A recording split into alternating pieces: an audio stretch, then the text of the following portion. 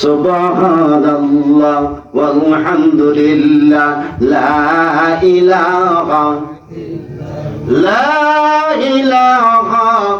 ইল্লাল্লাহু মুহাম্মাদুর।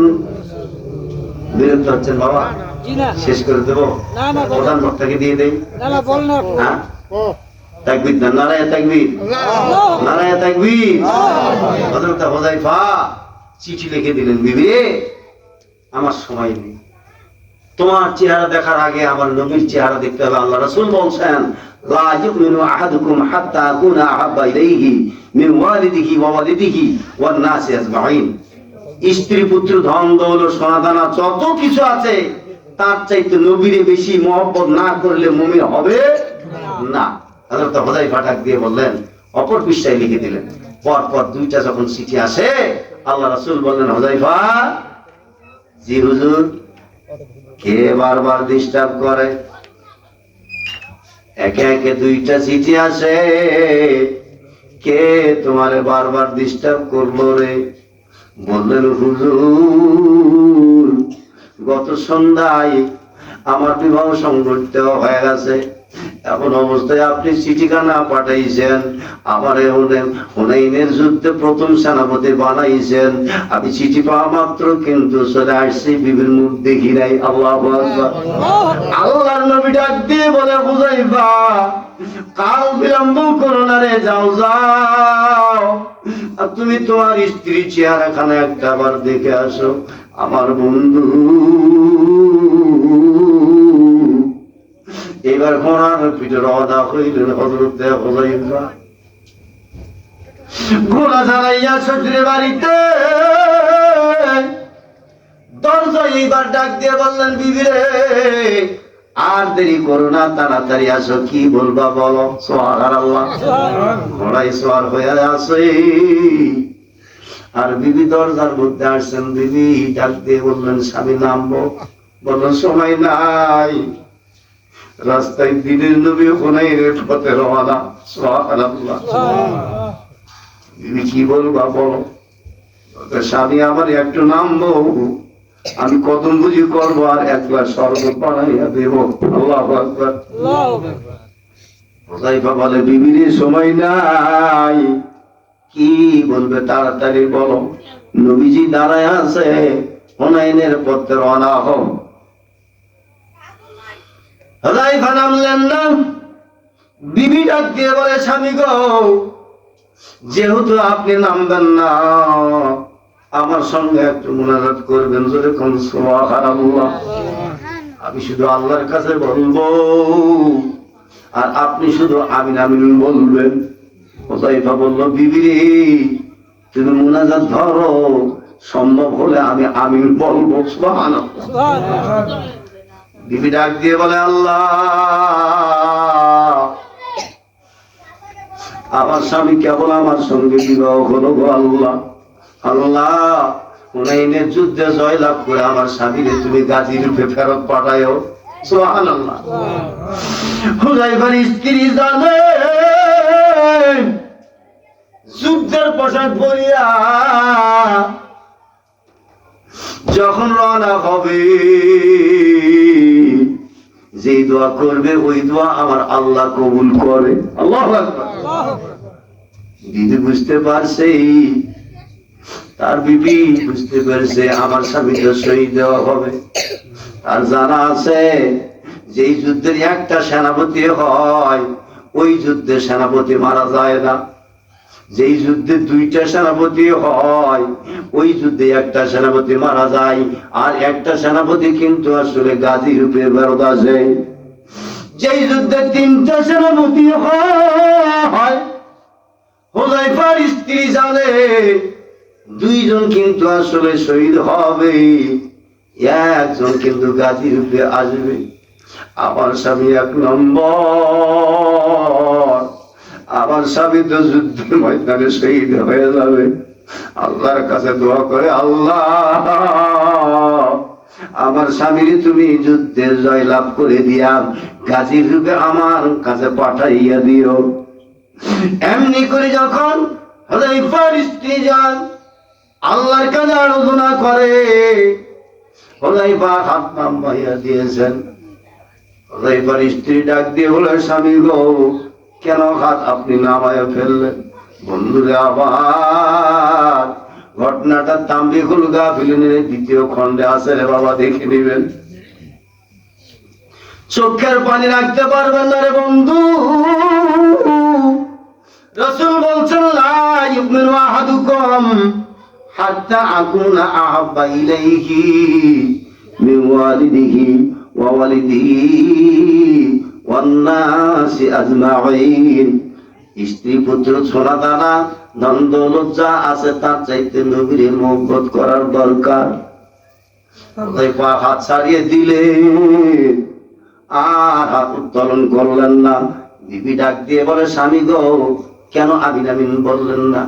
বললেন, বিবি রে, আমি জানতে পেরেছি আমি যেই দোয়া করব মহান আল্লাহ পাক রব্বুল আলামিন কবুল করে নিবে রে বন্ধু।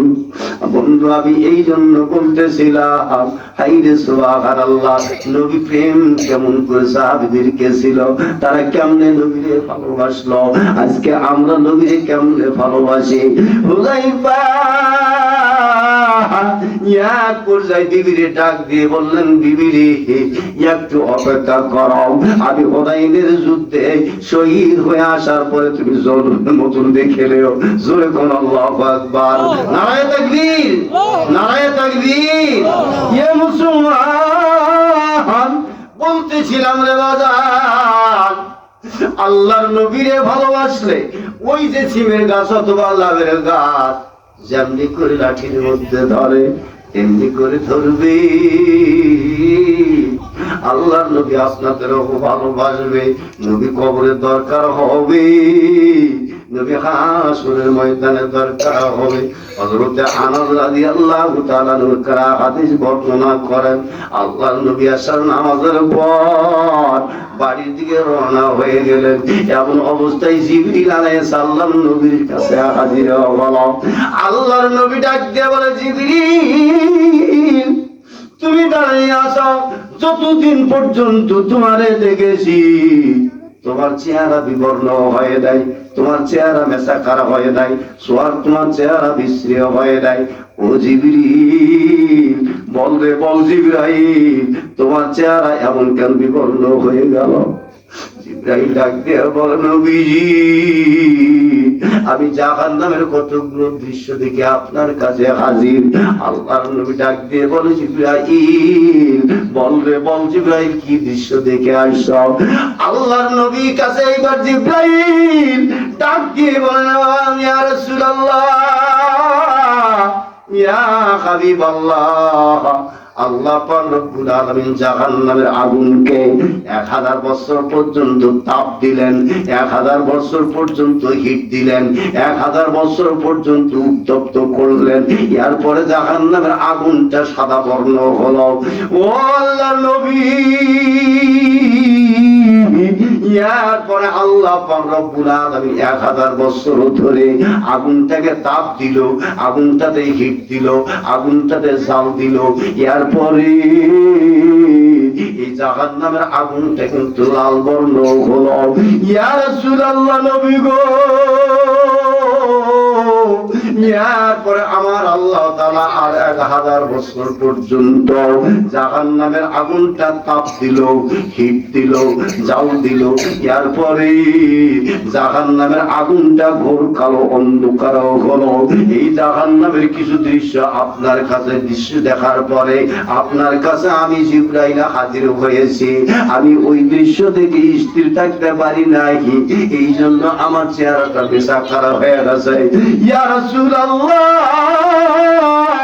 3000 বছর পর্যন্ত আল্লাহ পাক জাহান্নামের আগুনকে তাপ দিল, হিট দিল। এরপরে ঘোর কালো হলো। এই ঘোর কালোর মধ্যে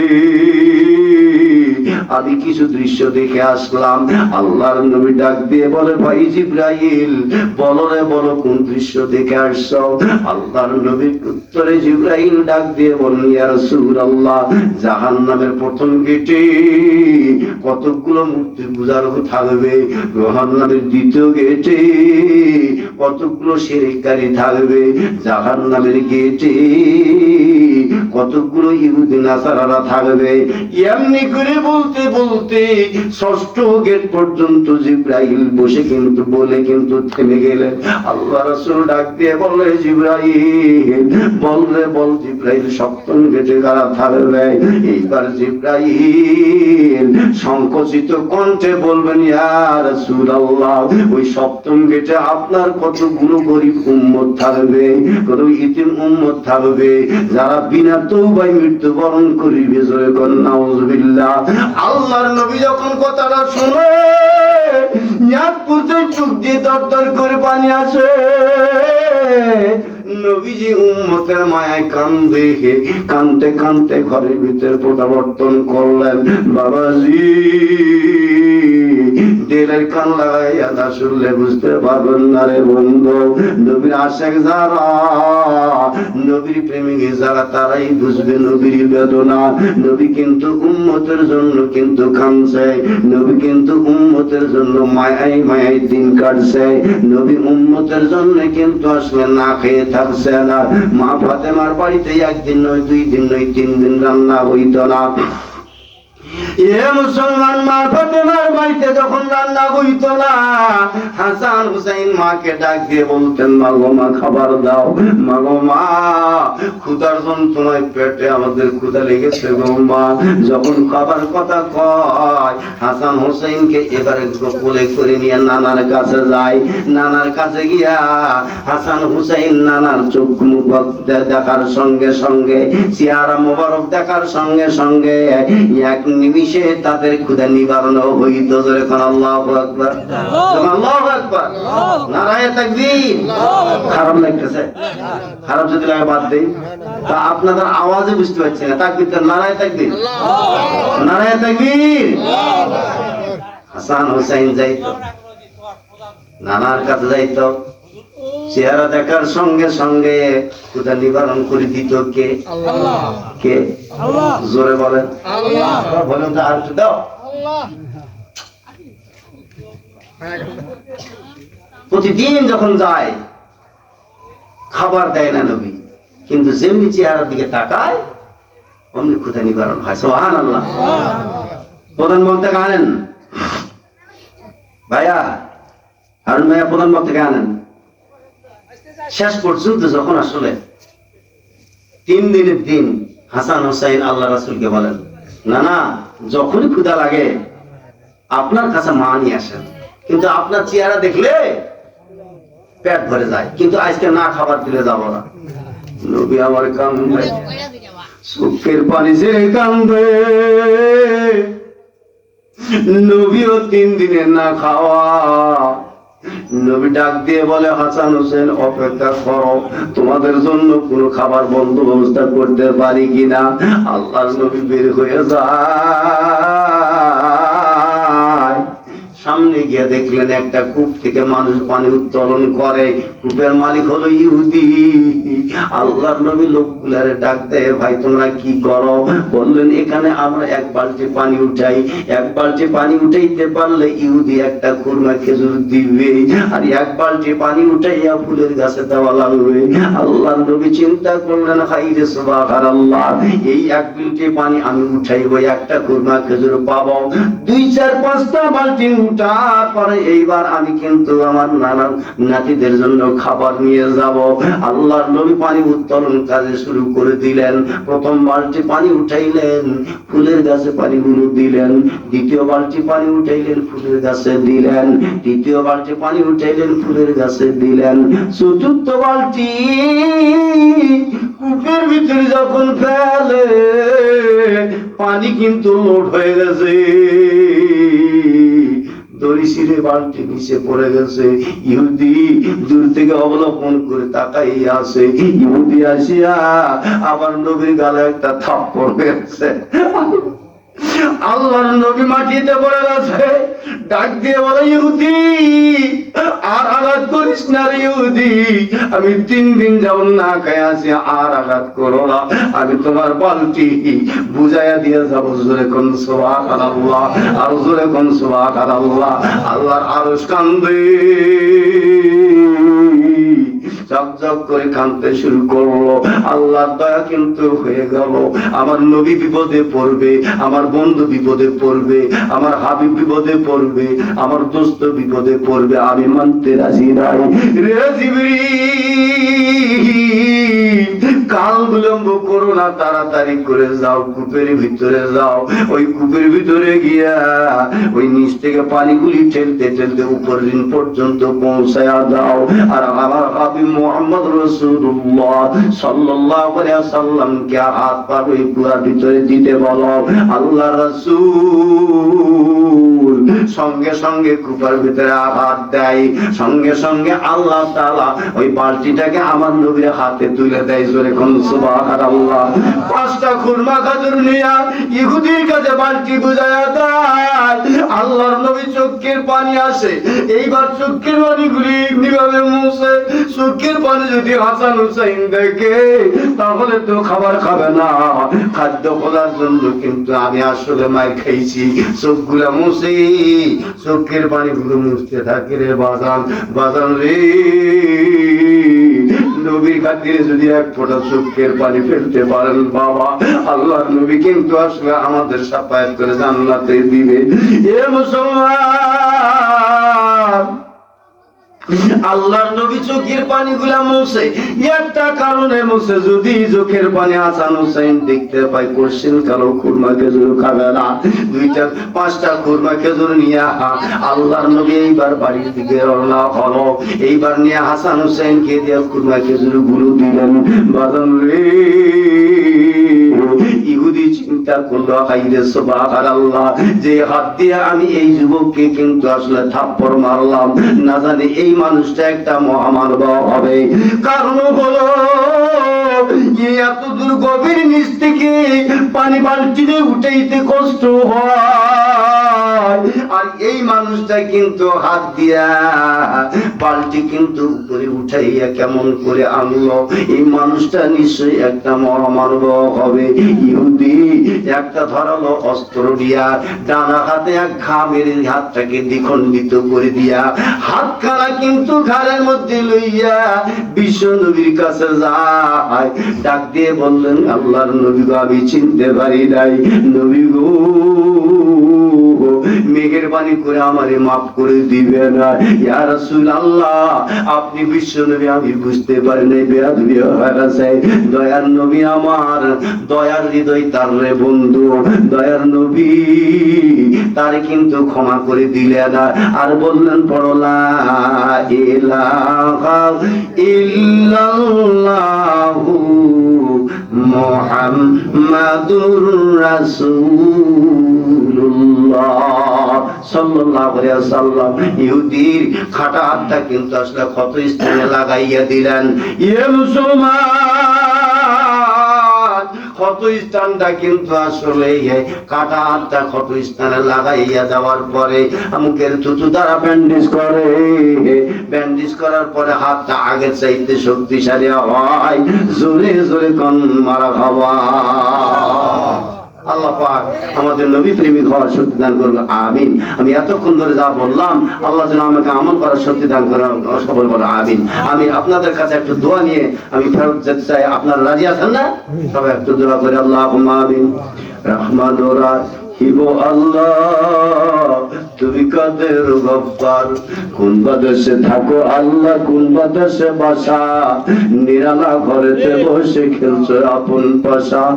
ও মাবুদ, তোমার নবীর কথা বললাম, আমাকে সহ সবাইকে আমল করার তৌফিক দাও, নবীর প্রেমিক বানাও।